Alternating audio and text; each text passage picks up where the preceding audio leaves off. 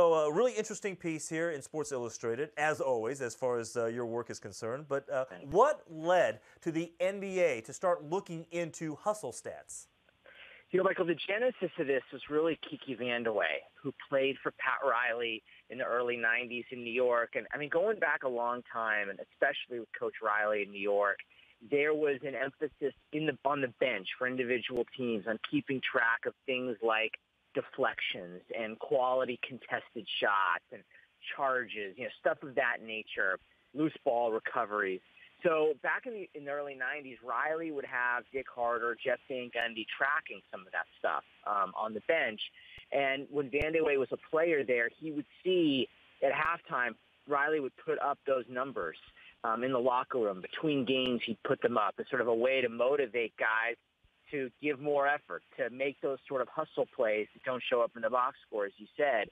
So when Vandeweghe went to work for the NBA in 2013, he thought maybe that's another way to connect with fans and a way to help teams, potentially to shine light on players who don't get the same kind of recognition as superstars do, is to keep track of those sort of figures in a centralized way. So last summer, the NBA, because this is one of those areas that can't really be computerized. The camera can't do it alone.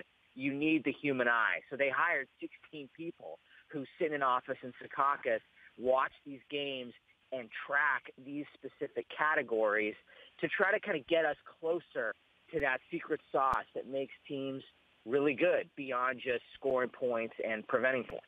All right, so then which player and which players or teams excel in hustle stats? Well, maybe it shouldn't be a surprise that the Warriors are the best at this, but to me it is kind of a surprise because you would think that a team with that kind of talent could rely on the talent. They could coast a little bit and not do as many of the little things.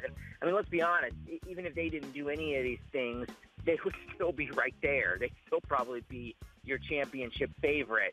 But the fact that they do, I think they lead in so many of these categories. They're top two in virtually every major category of the hustle categories that are tracked, I think speaks to kind of why they are so dominant. And look, a lot of the players who are really good are ones you'd probably expect. Draymond Green is great at it. Patrick Beverley from Houston, who I'm sure you'd expect, he ranks very highly, and he's the #1 guard according to aggregate hustle stat for guards. Green is the #1 forward.